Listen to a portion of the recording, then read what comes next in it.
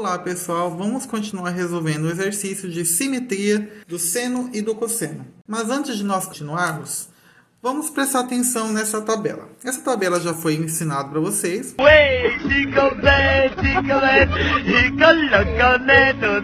simples, aquela da musiquinha, 1, 2, 3, 3, 2, 1, tudo sobre 2, já estão acostumados. Não sei. E aqui eu desenhei para vocês um ciclo, onde todo mundo já sabe que aqui no início 0 graus, 90 graus, 180, 270 e retorna no 360. Também já tínhamos visto, pessoal, essa parte de congruência do seno e do cosseno. Ângulos acima de 360 graus começam a retornar nos mesmos graus. E para a gente resolver isso, bastava a gente dividir por 360 e o resultado era o ângulo que a gente estava querendo. Então, para a gente poder entender certinho, quando o ângulo ele parar aqui entre 0 e 90 graus, você utiliza a tabela. Se o ângulo estiver entre 90 e 180 graus, você vai ter que lembrar isso aqui, ó.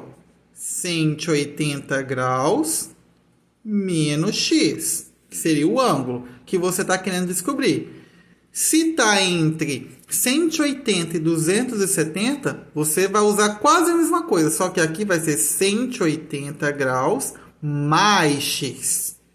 E o último caso aqui, pessoal, quando ele está no quarto quadrante, que aqui é o primeiro, segundo, terceiro, quarto, sempre contando no sentido anti-horário, aqui não usa 180, aqui usa 360.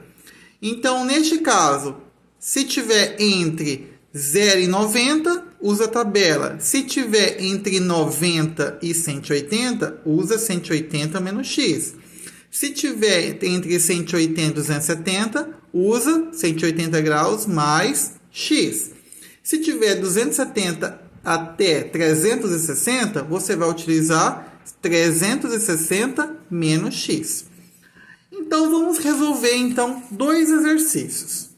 Primeiro, seno de 1290 com certeza não está lá representado no nosso ciclo aqui. Não existe esse valor, mas para a gente poder achar ele, a gente tem que fazer uma conta. E essa conta, basta que a gente divida então 1290 graus dividido por 360 graus.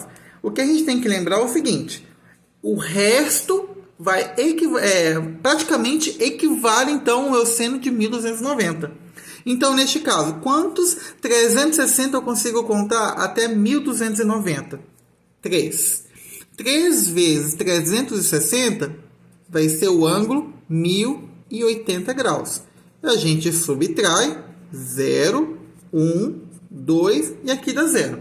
Então, pessoal, o ângulo de 1290 se equivale ao ângulo de 210 graus. E o que a gente entendeu? Quando o ângulo ele é mais de 180 e menos de 270, a gente usa esse conceito, ó, 180 mais x. E a gente sempre vai ter que usar os ângulos 30, 45 e 60 para poder dar certo. Não pode utilizar outros diferentes desse. Bom? Então, neste caso, 180 mais quanto? O resultado é 210. Exatamente o 30 graus. Então, aqui fica 180 graus mais 30 graus. E qual que é a vantagem de fazer isso aqui? Ó? A vantagem é o seguinte, que quando for desse jeito, isso aqui se equivale ao seno exatamente de 30 graus. E na tabela, seno de 30 graus é meio. E a gente termina o exercício só nisso aqui. Super fácil, né, pessoal? Agora, como seria o caso do cosseno? Mesma ideia. A gente tem que verificar o seguinte, 690 está onde aqui na tabela? Epa, não está. Se não está, como é que a gente faz? A gente tem que dividir o ângulo por 360 e achar o ângulo congruente a ele. Como? A gente pega então aqui do mesmo jeito, ó, 690 dividido por 360. Dá uma vez, já que eu tenho que usar tudo aqui, né? 360 e o resultado vai ser o seguinte, ó, 0 aqui, 3 aqui e 3 aqui.